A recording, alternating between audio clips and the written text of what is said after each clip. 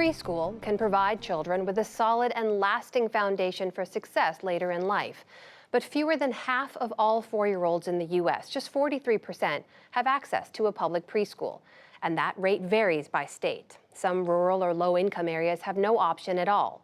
One community outside Denver, Colorado, has found an innovative way to bring education to students with a classroom on wheels. We visited the mobile preschool at the end of the school year in May to see the impact it's having on the kids and families it serves. It's part of our education series, Making the Grade.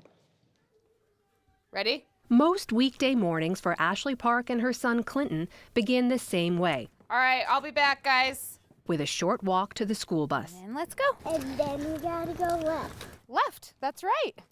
But this bus won't bring Clinton to school. It is the school. Retrofitted into a classroom and parked in this Thornton, Colorado mobile home community, this shuttle bus is the only viable childcare option for some young children like Clinton. If the bus wasn't here, would he be in another school program? Probably not. Why not? Because it's expensive. I don't know that we could afford to send him to another preschool program. The school on wheels sets up each morning beside this park. 8 children ages 3 to 6 attend the morning session. Most speak Spanish at home. This community is over 90% Latino. Teachers Allie Davis and Christy Feller lead them through their day with attendance. It's Clinton. It's Clinton. How did you know? Songs. Is it cloudy or Sunny. And a weather report. Cloudy. and cloudy? Who's excited to come to school every day? Raise your hand. Everyone's excited? Why are you excited? Why do you like school? We could do crafts and play at the park. While the students head to recess in the park, Davis shows us how they fit an entire classroom into a small space. We have little chairs that pull out here, as well as a math cabinet. So you have to stay very organized. Yes, in a small space. Everything has a space. The bus was a labor of love for Alexa Garrido and Ranny Elisa, a husband and wife team who first spent years building a tutoring business. They worked in over a dozen school districts across Colorado, but often struggled to find space. The libraries were always full, the rec centers were not spaces we could use, so because we were doing that, we had decided, well, we'll make it mobile. They saw a need, they say, to offer education early in a child's life, to address education gaps they were trying to close later in middle and high school. We're looking for communities that have a need, so it's going to be generally your lower income areas or areas that do not have access to preschool. And also, if cost or transportation is a barrier to them, this is where we work with the communities and schools. We can identify those areas. Using their own money and some profits from their tutoring business, they bought the bus at auction, gutted it, and outfitted it with all the amenities of a modern classroom, a smart board, air conditioning, and a bathroom. But they needed support from the city and permits to park the bus. They found both with the help of Daniel Dick, the mayor of neighboring Federal Heights, Colorado. It is a city with great difficulty, limited opportunities for employment. Many of them have language issues. So we start with the difficult and have to figure out ways to raise that level. And the best way to do it is to provide for a better future for our children.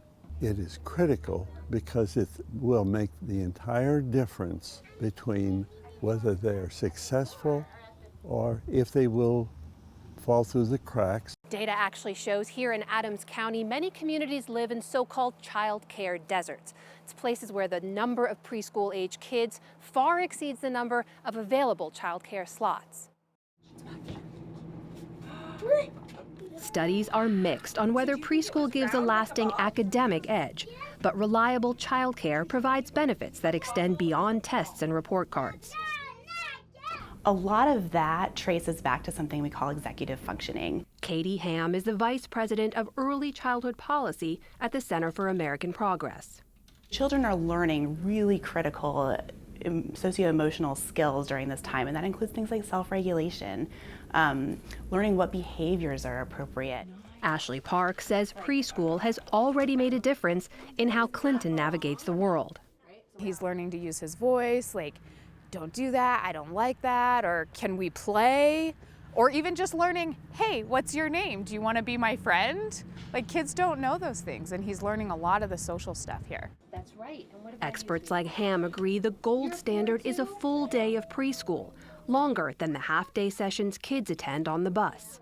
If we want preschool to realize its full potential, we need to invest in those programs that are high quality and full day. That doesn't mean that you shouldn't start somewhere. If you have communities that are isolated, that aren't receiving any type of preschool, starting a part-day program is certainly a value add.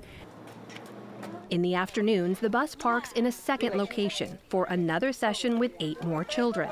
Oh, really? You need them to see? Okay. The older kids will go on to kindergarten in the fall.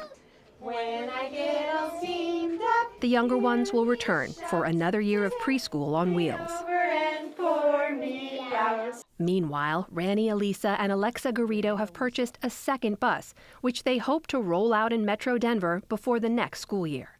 We've got parents that have conversations with us about how great it was, right? The experience to have what they had here and be able to go back to kindergarten, but also to be able to come back to us for supports for their kids if they still need it in the elementary schools. Our hope is that we can see them as they grow, right? For however long that they're here in the communities, that we're be able to be a part of their life, and that they really want to come back. For the PBS NewsHour, I'm Amna Nawaz in Adams County, Colorado.